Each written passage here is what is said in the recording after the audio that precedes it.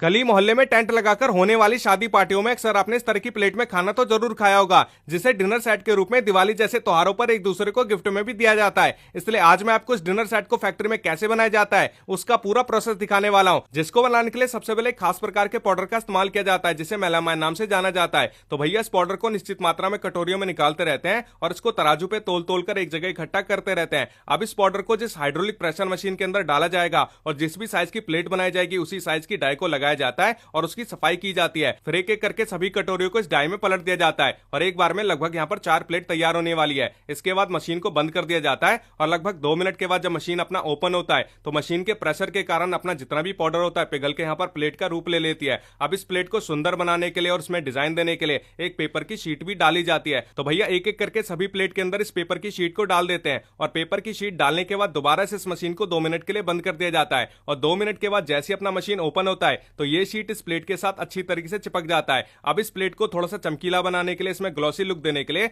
इसमें एक केमिकल लगाया जाता है जिसको रेजन नाम से जाना जाता है। तो भैया इस केमिकल को बढ़िया तरीके से सभी प्लेट में लगा देते हैं और फिर दोबारा से इस मशीन को बंद कर दिया जाता है। अब की बार जैसी तीसरी बार मशीन ओपन होता है तो यहां पर अपनी गर्मा गर्म सुंदर चमकीली प्लेट बनकर तैयार हो जाता है। फिर भैया एक एक करके इस प्लेट को मशीन से बाहर निकालकर टेबल पे रखते रहते हैं। अभी आप देख सकते हैं ये जितनी भी प्लेट है एक दूसरे के साथ जुड़े हुए हैं, इसी कारण इस प्लेट को सबसे पहले तोड़ा जाता है, मरोड़ा जाता है और इसके जितने भी एक्स्ट्रा कोने होते हैं उसको भैया हाथों से इस तरीके से छील छील कर यहां पर अलग करते रहते हैं। हाथों से छीलने की वजह से ये केवल 50% ही छिल पाता है, बाकी का 50% इसे मशीन में स्मूथ किया जाएगा। इसके बाद बारी आती है कटोरियों की, और कटोरियों को बनाने का तरीका भी पूरा सेम ही है। पहले पाउडर डाला जाता है, फिर केमिकल लगाया जाता है और कटोरी बनके तैयार हो जाता है और बाकी का जितना भी क्रॉकरी का आइटम होता है इसी तरीके से तैयार किया जाता है। तो यहाँ पर कटोरियों के भी जितने भी एक्स्ट्रा कोने हैं उसे भी हाथों से छीला गया है। अब बारी आती है इन सारे आइटम को यहाँ पर मशीन से घिसने की। तो भैया एक एक करके यहाँ पर काफी सारे प्लेट को उठाते रहते हैं और मशीन में इस तरीके से इसको घुमा घुमा के स्मूथ करते रहते हैं